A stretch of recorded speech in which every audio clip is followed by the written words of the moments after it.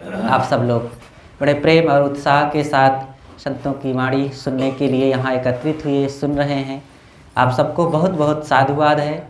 और अंतिम में हमारे बीच परम पूज्य श्री साहेब जी कबीर आश्रम बैगमा कौशाम्बी से पधारे हुए श्रद्धेय संत श्री विकास साहेब जी विराजमान हैं। और कार्यक्रम के अंत में आपसे विनम्र निवेदन है कि अपने ज्ञान गंभीर विचारों से हम सबको कृतार्थ करने की कृपा करें। पूजनीय संत समाज, धर्म प्रेमी बंधुओं, श्रद्धा मूर्ति देवियों, कहने को कुछ रह नहीं गया है। सब कल्याण की बातें आ गई हैं, लेकिन हमारी भी ड्यूटी है, तो ड्यूटी तो करना फर्ज है। तो सुनने के लिए तैयार है? तो आइए कुछ गुरु संदेश पर चर्चा किया जाए। मनुष्य जब विनम्र हो करके बड़े बुजुर्गों की आज्ञा में चल करके सरल सहज होता है और सेवा परायण होता है, तो उसका जीवन धन्य होता है। भक्ति भजन इसी को कहते हैं, सरल सहज होना, बड़े बुजुर्गों का सम्मान करते हुए शांति से जीवन जीना। लेकिन ये नहीं करते हैं तो उनकी जिंदगी ऐसे बिगड़ जाती है जैसे फुहरे की कढ़ी। अब सोचे हो ये क्या बात है? अब इस फुहर की कढ़ी कैसे होती है, इस पर अब कुछ कहना पड़ेगा। फुहर बिगड़ायल और कर्कशा, क्रोधी, कम समझ वाली औरत को कहते हैं फुहर। तो ऐसा हुआ कि शादी हुई जिस घर में उस औरत की, वहाँ पर उसका पति और उसकी सास थी और कोई नहीं था। सासू माँ अपने बेटे को बड़ी मेहनत से पाल पोस करके बड़ा किया, पढ़ाया लिखाया। लड़के के पिताजी तो बचपन में ही उस बच्चे के ख़त्म हो गए थे, तो सारा कारभार माताजी के ऊपर रहा। बड़ी मेहनत से तैयार की, जब बड़ा हुआ तो शादी की तो बहुत मन में कामना था कि मेरी बहू आएगी तो इतना सेवा करेगी तो सब उसी में अदा हो जाएगा, मेरी मेहनत सार्थक हो जाएगी। लेकिन जैसे ही शादी करके बहू को लाई वो माताजी, सोचा कि अब मैं निश्चिंत होकर के बैठूंगी दरवाजे पर और बहुत सारा कारभार देखेगी। तो बहू आते ही अपने पति महोदय का कान टाइट कर दिया और बुढ़िया माता जी ने एक दिन कहा कि बेटी ऐसे से ऐसे रहा करो, हमारे घर की मर्यादा है, तुम ही तो घर की रानी हो। उन्होंने थोड़ा बड़ी बड़ी आंखें बनाते हुए कहा कि तुम ही आ गई हो समझदार, हम इतने बड़े हुए हैं ऐसे हो गए हैं। तो सोचा कि जब छोटी सी बात में बहू रानी इतनी बड़ी बड़ी आंखें दिखाती है तो कहीं इसको मैं कुछ सिखाने लगूंगी तब तो हमारी ही आंखें बड़ी कर देगी ये। तो बुढ़िया समझदार थी, वो उसी दिन से अपने को संभाल लिया कि इस बहू से बच करके रहना है, अपनी मर्यादा अपने हाथ में रखना है। बहुत आशा भरोसा करके दुख नहीं उठाना है। अब शादी हो गई है, अब ये पति पत्नी जाने। पति महोदय बस ऐसे दिन बिताते हुए होली का त्योहार आ गया। कहा पत्नी से कि देखो जी श्रीमती जी, होली का त्योहार आया है, हमारी माँ हर बार होली में बूंदी बनाया करती थी, रसदार बूंदी, तो तुम भी जब बनाओ। तो बोले अच्छा, बहुत जीभ रस लेना चाहती है। जब ऐसी बात हो तो अपनी माता को लगा दो, हम भी खाएं, देखें तो कैसे रसदार बनाती। कहीं नहीं, वो बूढ़ी हो गई हैं, अब उनके आंखों में चश्मा लग गया है, दिखता नहीं है। तुम बनाओ, आखिर आई हो, पढ़ी लिखी हो। तो कहीं जब इतना है स्वाद लेने का मन तो बना के खा लो। मैं कोई नौकरी लेकर के आई हूं, मेरा मन होगा तो बनाऊंगी किसी दिन। कहीं अरे नहीं, ऐसा मत करो। तो कहते सुनते फिर पछताई और कहा कि ठीक है बेसन लाओ। बेसन आधा किलो लाया गया, 3 घर में थे, आधा किलो में ऐसे 1.5-2 किलो बूंदी बन जाती। तो बूंदी बेसन ला कर रख दिए, कहीं ठीक है बनाओ। मम्मी को जरूर बुला लेना, वो बुजुर्ग हैं, बैठे बैठे इशारा करेंगी, बताएंगी और उनका सम्मान भी हो जाएगा और तुमको बढ़िया से नॉलेज भी हो जाएगा बूंदी बनाने का। कहीं चुप रहो, बेकार की बात, मुझे नहीं आता है, बुढ़िया को यहाँ बुला के रसोई में बैठाओगी। वो मक्खी मारती रहती हैं, नहाती भी कम हैं, कपड़े भी गंदे रहते हैं, नहीं जरूरत है रसोई में। कहीं देखो माँ है, मेरी माँ है, मैं केवल माँ को जानता हूँ, इसी माँ में पिता भी समाये हैं, माँ भी है मेरी, मैंने पिता को नहीं देखा। तो मेरे माँ का अपमान मत करो, उन्हीं का घर है ये, कहीं कुछ नहीं, उन्हीं के लेकर रहो तुम। कहीं अच्छा अच्छा बाबा, ज़्यादा नाराज ना हो, मैके वैके नहीं भागना, जो मन हो सो बनाओ, लेकिन तुमको आएगा नहीं बनाना। बनाना बूंदी आएगी नहीं, क्योंकि तुमने माता जी का अपमान कर दिया। कहीं अच्छा कैसे नहीं आएगा। फट से बेसन लिया, पन्नी से खोला, तसला में, बर्तन जो तसला होता है उसी में डाला और घोलना चालू किया। तो अब जोश में होश रहता नहीं, पानी थोड़ा ज्यादा हो गया। अब क्या करें, इतनी अकल नहीं थी कि उसमें एक मुट्ठी आटा डाल के थोड़ा गाढ़ा कर सकते थे, बूंदी में फर्क ना आता। लेकिन अब बेसन है तो गीला हो गए, कैसे टाइट करें। तो सोचती रही, इधर उधर झांकने लगी, अब पानी ज्यादा हो गया, जैसे झारा में डालेंगे सब गिर जाएगा, टपका बनेगा नहीं। तो पति महोदय फिर आए, देखे, कैस दिमाग ठंडा हुआ, कहीं चुप रहो, बेकार की बात ना करो, बूंदी नहीं बन पाएगी तो कढ़ी बना लेंगे,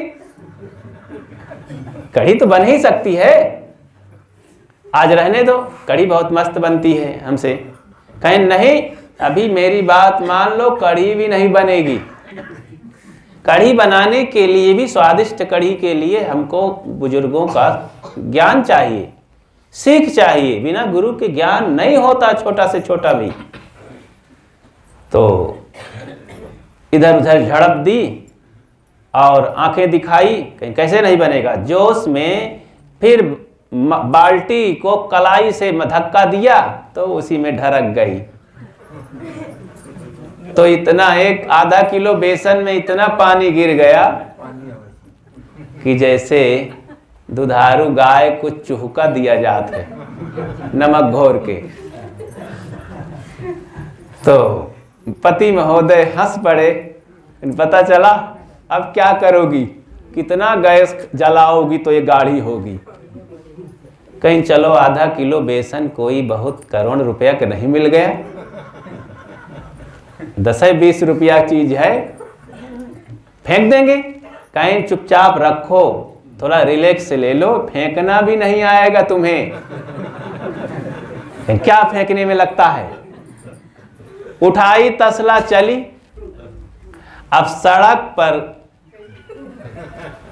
उस पार फेंकना था तो जैसे दरवाजे पर बहू आई, अब सर ढका नहीं था। हमारे उत्तर प्रदेश की परंपरा है कि भाई सिर नहीं खुलना चाहिए, बहू का पर्दा होना चाहिए, कोई आ ना जाए।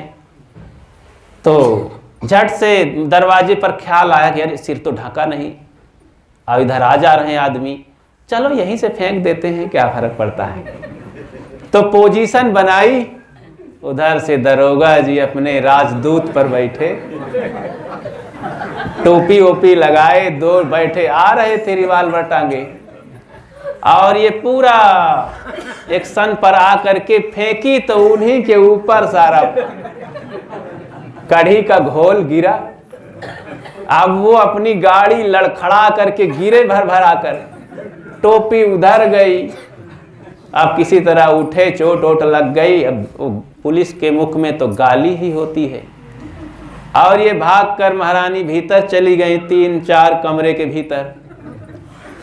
अब वो दरवाजा पीटे डाल रहे हैं, ऐसी की तैसी गाली दे रहे हैं दरोगा जी, जो रिपोर्ट लिखो, इसको जेल भेजो, मार डालो, ये कौन है, ऐसी हिम्मत कैसे हुई।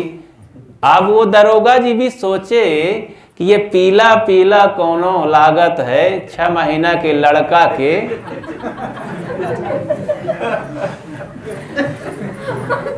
तो ऐसा हिम्मत किसकी हुई कि मेरे ऊपर गंदगी फेंक दिया। बहुत क्रोधित, बिल्कुल आपा से बाहर थे दरोगा जी, पैर पटक रहे थे। अब सब सौंदे मौंदे रहे, सने रहे उसी में, बेसन में। तो सोच करके बुद्धि उनके पति महोदय दरवाजा धीरे से खोले। हुजूर, औरत हाफ माइंड थी, थोड़ा से उसका दिमाग क्रैक था। और हुजूर, वो बेसन था, बेसन, वो घोल बना करके गैया को पिलाने जा रही थी। तो दरोगा जी सुने कि अच्छा माइंड क्रैक था, जब पागल ही थी तो उसको क्या गाली देना, पागल को गाली देना पगले घोषित हो जाना है। तो दरोगा जी ठंडे हो गए। कहीं दरोगा जी नाराज ना हो, ये क्षमा करिए, बहुत बड़ा खराब हुआ, मैं पानी लाता हूँ, आपकी सेवा करता हूँ। तुरंत पानी लाए, धुले उले, दरोगा जी को ठंडा किए, भेजे। फिर भीतर घुसे, 4 कमरे के अंदर गए तो बिस्तर में भड़ाका गिरी थी। कहीं कैसे पता चला देवी जी, जैसे ये कढ़ी बर्बाद हो गई ना तुम्हारी, ऐसी पूरी जिंदगी बर्बाद हो जाती है। इसलिए बुजुर्गों का कहा मान लेना चाहिए, ज्ञानियों का कहा मानना ही चाहिए। बहुत अकड़बाजी से, अहंकार से, क्रोध से, जोश से जिंदगी जीना ठीक नहीं है। ऐसी बात जब सुना तो भी लंबी सांस खींची कि वास्तव में मैं आज गलत की गई। हर बात पति की टाल दिया, सासू का अपमान किया, उसका फल तो मुझे मिलना ही है। एहसास किया और उस दिन से अपने पति और बड़ों का कहना मानने के लिए प्रतिज्ञाबद्ध हुई, सरल सहज होकर जिंदगी बिताई। तो बंधुओं, भक्ति के मार्ग में हमें अपने जीवन में सरलता लानी है। कम से कम जिस घर में, परिवार में रह रहे हैं, बड़े बुजुर्गों का सम्मान तो करें। जिस पति पत्नी में हम अर्धांग अर्धांगिनी कहलाते हैं, गृहिणी कहलाते हैं, देवी देवता कहलाते हैं, उस घर में तो कम से कम हंस हंस के जीना सीखें। पति पत्नी का कितना बड़ा महत्व है, अभिन्न संबंध है, और घर परिवार में कितना बड़ा रोल है उनका। कैसे ढंग से जीना चाहिए कि हमारे बच्चे भी देख करके देवी देवता बन जाएं। ऐसा रोल अदा ना करके, लड़ लड़ करके, आंखें दिखा दिखा करके जैसे तैसी जिंदगी जीते हैं, ये ठीक नहीं। ऐसी जिंदगी जीना चाहिए कि दूसरे लोग भी तरसते रह जाएं कि क्या खास हमारी भी जिंदगी ऐसी होती।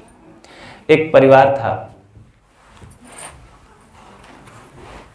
दोनों प्राणी पति पत्नी थे, केवल एक बिटिया पैदा हुई।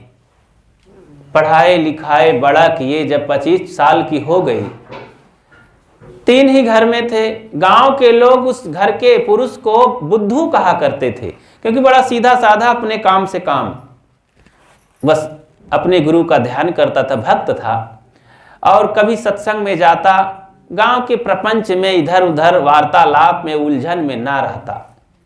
कोई बोल दे तो बोल देता, जैसे आराम भैया, साहेब बंदगी दंडवत। पत्नी अपने घर के काम में लगी रहती, शाम सुबह सब इकट्ठा होते, तीनों प्राणी।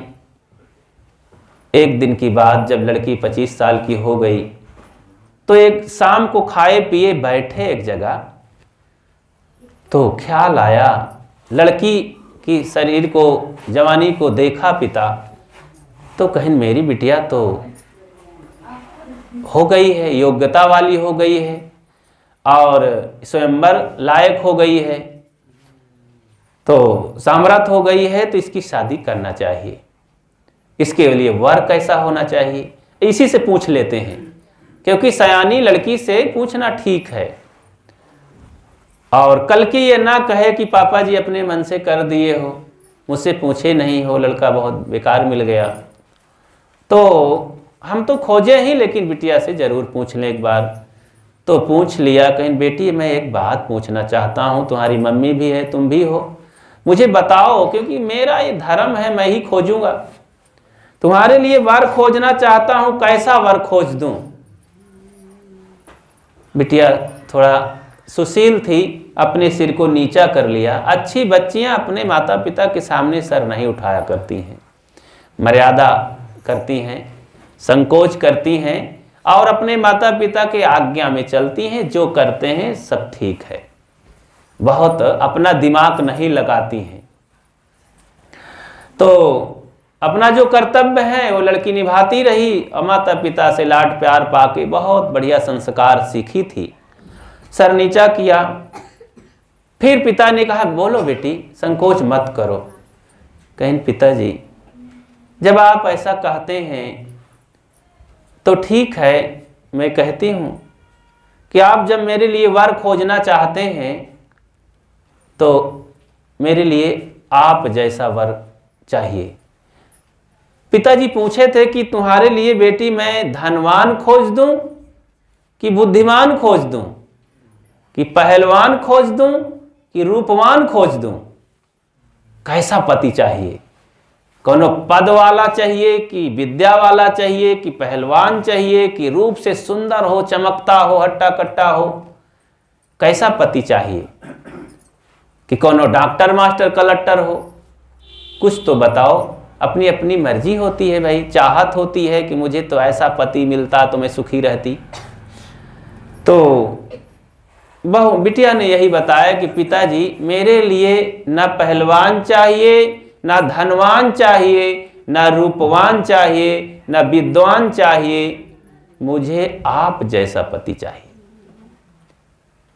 तो पिताजी थोड़ा हिचकिचा गए कि क्या कहती है, मेरा मुझे कहती है। कहीं हाँ पापा जी, आप जैसा स्वभाव वाला चाहिए। कहीं मैं कैसा स्वभाव वाला हूं? कहीं पिताजी आप एक अच्छे स्वभाव वाले हैं, अच्छे स्वभाव के कारण ही माता जी का कितना अच्छा जीवन निकल गया, पूरी जिंदगी हंसते मुस्कुराते।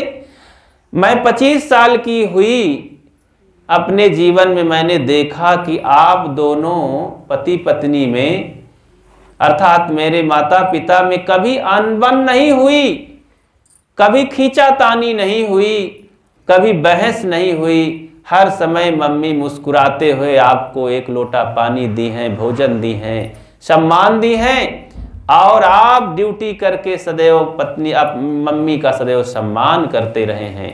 कभी भी रे तू भी नहीं बोले हैं। कितना आप दोनों के प्रेम में मेरा जीवन संवर गया है, संस्कारी बना है, मैं कितना प्यार पाई हूं। आपके अच्छे स्वभाव के चलते माता जी का जीवन स्वर्गमय हो गया है। तो पिताजी मेरे लिए भी कोई अच्छा स्वभाव वाला मिल जाता लड़का तो मम्मी की तरह मेरा भी जीवन बढ़िया प्रेम से बीत जाता, शांति से हंसते मुस्कुराते। पिता के आंखों में आंसू आ गए और ढबढबा करके आंसू गिरने लगे। बिटिया ने कहा कि पिताजी मुझसे कोई भूल हो गई है, क्या मैं गलत बोल गई हूं? कहीं नहीं बेटी, मुझे आज पता चला कि गांव भर लोग मुझे बुद्धू कहा करते थे। आज पता चला कि कम से कम मेरे पैदा की हुई, पाली पोसी, संस्कारी बनाई हुई बिटिया तो मेरी कीमत को समझा कि मैं बुद्धू नहीं, अच्छा स्वभाव वाला हूं, एक अच्छा नेक इंसान हूं। चलो जिसके लिए मैं मर मिटा जीवन में, वो तो मुझे जानी समझी, तो इस खुशी से मैं रोने लगा, आंसू बहाया। उनके आंसू को देखकर पत्नी भी रोने लगी, भाव विभोर हुई और अपने माता पिता की इस प्रेम में बिटिया को भी रहा नहीं गया, और वो भी खूब लिपट करके हृदय से लग करके आंसू बहाई। उस दिन का दिन लगता था कि दीवार भी रोने वाली है। घर से मानो आनंद प्रफुल्लित होकर के फैल रहा है समाज में। तो बंधुओं, हमें कुछ ऐसी जिंदगी जीना चाहिए अपने बच्चों के लिए और अपने जीवन के लिए। ऐसा कुछ वातावरण बनाना चाहिए, ऐसी सोच रखनी चाहिए कि हमारे बच्चे तो सीख ही सकें, समाज के लोग भी सुन करके, देख करके लालच कर सकें, प्रभावित हो सकें। छोटी सी जिंदगी में लड़ झगड़ करके, रो रो करके जिंदगी जीना अच्छा नहीं है। और यहाँ पर किसी को ठग ठग करके जीना, बेवकूफ़ बना करके जीना, मजाक करके जीना, लड़ झगड़ करके जीना, तो जिंदगी का नाश करना है। और ये भी सब जानते हैं कि सब कर्म का बदला मिलता है। जैसा कर्म करते हैं वैसा सब कर्म जब मिलता ही है, तो बुरे कर्म क्यों किया जाए। आंखों से देखते हैं कि सब बदला पा रहे हैं, और ये संसार अदलू बदलू का है। जो जैसा करता है, देखो थोड़ा थोड़ा दाना खेत में डाले होंगे, लेकिन आज सब बोरा बोरा ट्रैक्टर की टाली भर भर के ला रहे हैं। थोड़ा ही तो गेहूं सरसों का दाना छींटे हैं, और हाइब्रिड और अच्छा बिया जांच जांच करके लाए हैं। बोते समय सब बिया देखे हैं और कई महीना ताके हैं खाद पानी। ऐसे ही अपने कर्मों को देखें, और जो इस जिंदगी में बोना चालू कर रहे हैं उस बिया को देख लें क्या बो रहे हैं। यहाँ एक बात और है, दूसरे की जिंदगी में बोया जाता है तो अपनी जिंदगी में काटने को मिलता है। कैसे काटने को मिलता है? 4 ठग थे पिताजी के। एक ठग था, पक्का ठग रहा है, बूढ़ा हो गया, उनके 3 ठो बेटवा पैदा में, तीनों ठग निकले, क्योंकि पिताजी ने यही सिखाया था। पिताजी एक दिन क्या हुआ, कहें बेटा काफी दिन से माल हाथ में नहीं लगा, आज चलते हैं दांव लगाते हैं। और मैं तो बूढ़ा हो गया हूं, ज्यादा चल नहीं पाऊंगा, मैं खास रास्ते में बैठता हूं, तुम लोग आगे 100-100 मीटर की दूरी में फैल जाओ, 3 जगह स्थान चुन लो। आज बाजार है और उधर से कोई ना कोई आदमी आएगा माल टाल लेकर के, अब बस ठगना है, उसे बेवकूफ़ बनाना है। बस वही इनका काम था, जिंदगी भर ठग ठग के घर में ला ला के माल इकट्ठा किए थे। तो यही बात तय हुई और चारों चल पड़े। पिताजी यहीं पर रहे गांव के बगल में ही, और 100-100 मीटर की दूरी में फैल गए। आगे एक किसान सज्जन था, समझदार था, एक बैल खरीदा। एक ही बैल पाया, मस्त बैल, वो पुराने जमाने की बात रही, मस्त बैल, 13 रुपया का बैल खरीदा। आप लोग जानते होंगे 13 रुपया का नहीं, 5 रुपया का बड़ी बड़ी भैंस खरीदे होंगे। तो 13 रुपया का बैल खरीद लाया। आ रहा था, बैल बहुत श्रृंगारदार था, बहुत दुरुस्त था, चमक रहा था, और पगही मोहरा लगे हुए हाथ में लिए आ रहा था किसान, मस्त, मेरा बैल बहुत अच्छा था। रास्ते में जैसे आया तो लपक करके वो पहले वाला ठग कहा, अरे भाई साहब जयराम जी की। ये जयराम करके पता नहीं कितने लोगों को ठग लिया जाता है, जयराम आते नहीं हैं समझाने। तो बोले जयराम जी की भाई, किसान भाई, ये बैल बेचने ले गए थे क्या? कहें क्या करोगे, खरीदोगे क्या? कहें कितने के दोगे? हाँ लेंगे ना। कहें अंदाजिए कितना? किसान यही कहते हैं, जल्दी से दाम नहीं बताते हैं, जितने का खरीदे हैं सोचते हैं जरा आजमा ले कितना अंदाजते हैं। तो बोले अरे तुम्हारा बैल 3 रुपया का होगा, इससे ज्यादा बैल नहीं है, ये ज्यादा से ज्यादा 3 रुपये का। किसान मुंह लटका करके चल दिया, देखो 13 का मैं खरीदा, 3 का दाम इतना गिरा दिया। कहीं नहीं नहीं, कहीं नहीं, 3 का कैसे कहते हो, बेकार की बात, तुम नहीं जानते हो।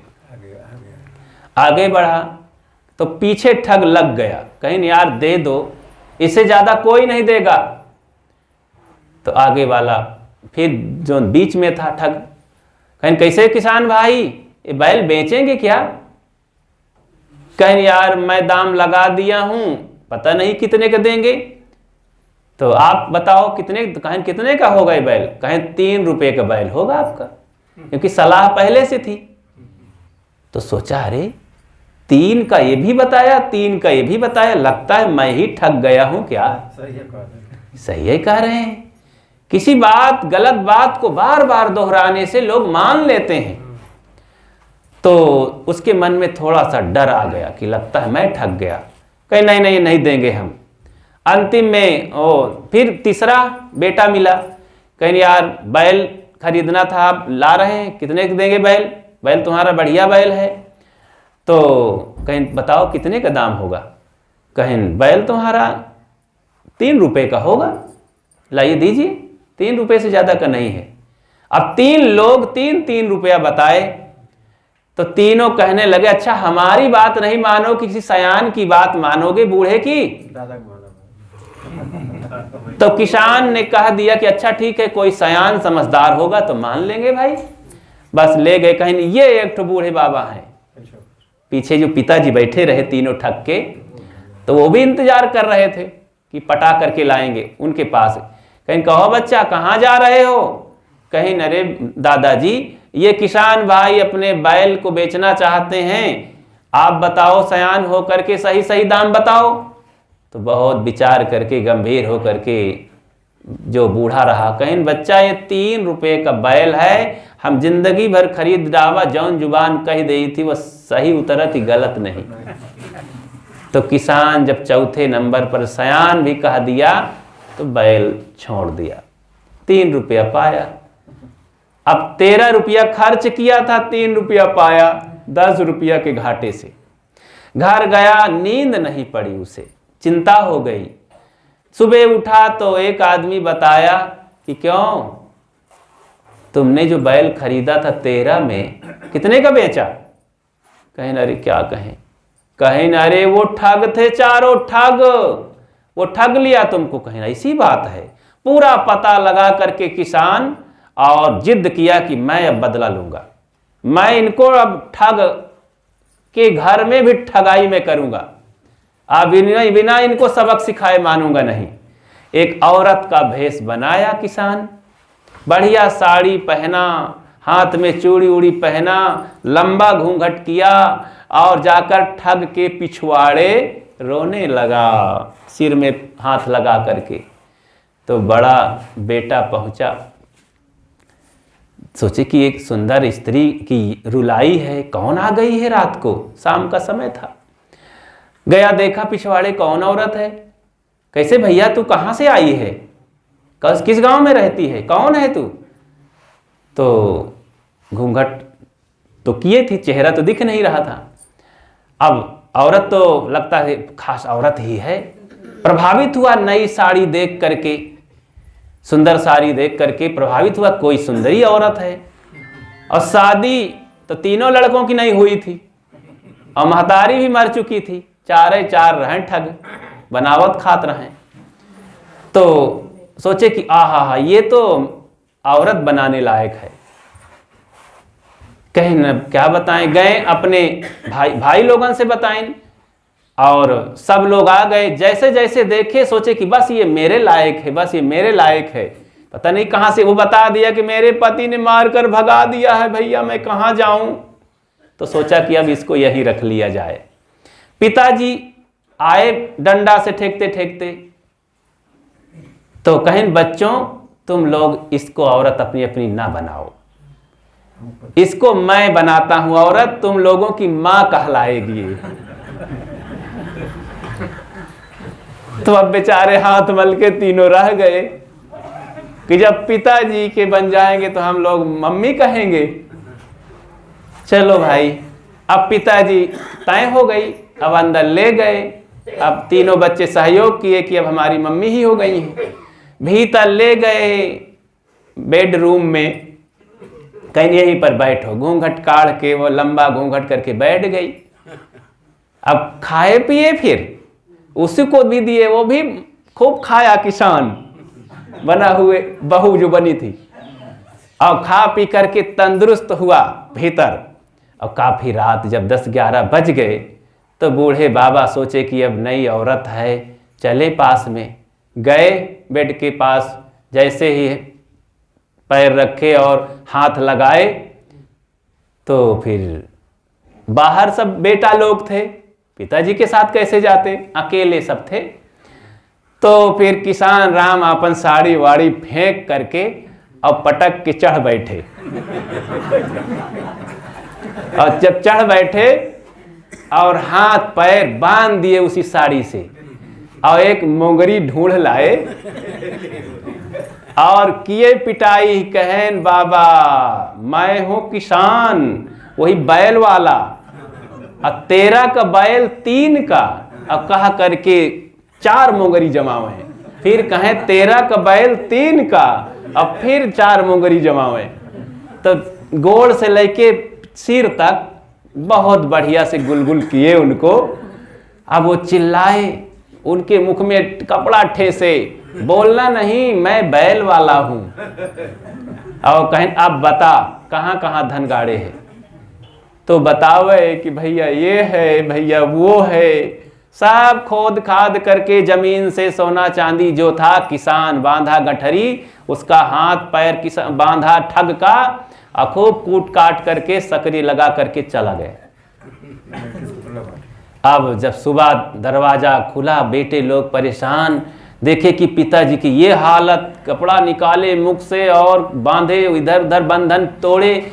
कहीं नहीं पिताजी कैसी हालत, कहीं अरे बेटा वो बहू स्त्री नहीं थी, वो तो किसान बैल वाला था। बहुत पिटाई किया बच्चों, अब जान निकल रही, जल्दी दवाई कराओ, सब माल ले गया। तो गजब हो गया, सारी जिंदगी की कमाई वो तो ले गया। अब जल्दी में पिताजी की दवाई कराना था, अब वैद्य हकीम कुछ खोजना था, तब डॉक्टर थे नहीं। अब उधर सुबह फिर वो बढ़िया से साफा बांध करके तार वार खोस करके एक फटा पुराना बैग टांग करके कहता है, आए बाई, बाई का बाई,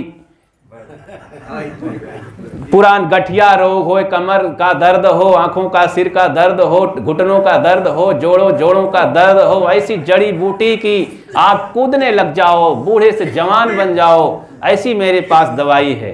पुरानी चोट हो, नई चोट हो, अरे कहाँ ये तो अब ही नई चोट लगी है, आएगा वैद्य। तो कहीं बाबा क्या चोटों की कहीं, हाँ बच्चा, आए न जानिए हम कितने लोगों का इलाज करते हैं, ऐसी सर्तिया दवा है कि छूते ही सब जान जाते हैं और निकल जाता है, निकाल देते हैं चोट को इस तरह से। कहीं अरे जल्दी आओ, पिताजी को जल्दी ठेगा करके लाए, दरवाजे पर दिखाए, कहीं वो गंभीर चोट है, ये ताजी चोट है। और देखो अच्छा तो बूढ़े बाबा यहाँ दर्द करता हो, अरे कहा है, बस बस वैद्य जी यहीं पर तो है। अब किसान राम वैद्य जी तो जानते थे जहां जहां पिटाई किए थे, कहीं इस जगह तो ज्यादा दर्द होता होगा, क्योंकि ये पूरा रोग है, बहुत ऐसे ही होता है। कहीं ये तो बहुत बढ़िया, कहीं देखो बच्चा, देखो बच्चों, अब बूढ़े बाबा तो जा नहीं सकते, ये बहुत ज्यादा चोट है, मेरे पास जो अभी दवा है थोड़ा हल्की हल्की पावर की है। अब इतना चोट जल्दी लोग मिलते नहीं हैं और बहुत इलाज करना इनका जरूरी है, मुझे बड़ी दया रही है। ऐसा करो मैं लिख देता हूँ, आप लोग जाओ दवाई अगर ठीक करना चाहो पिताजी के, दवाई लाओ, थोड़ा दवाई दूर मिलेगी, महंगी मिलेगी। कहीं अरे वैद्य जी जैसा कहोगे, हमारे पिता हैं, हम इनको ठीक करके ही रहेंगे, लिखिए दवाई। अब अलग अलग 3 पर्चा बनाए और एक गोरखपुर के लिए भेजे, एक इलाहाबाद के लिए भेजे, एक इधर आगे बेतिया के लिए भेज दिए। अब गए, कहीं वहीं पसार खाने में मिलेगा, पसारी के यहाँ। अब पर्चा ले लेकर के भागे, कोई ट्रेन से, कोई बस से, कोई ऑटो से। अब भाई सब 2 दिन समय लागे कर रहा वहां से आवे जाए में। अब इधर क्या किए, कहें तब तक मैं इनको कुछ हल्की पावर की दवाई दे के ठीक करे रहूंगा, ज्यादा पीड़ा नहीं होगी। जब अकेल पाए तो फिर बांधे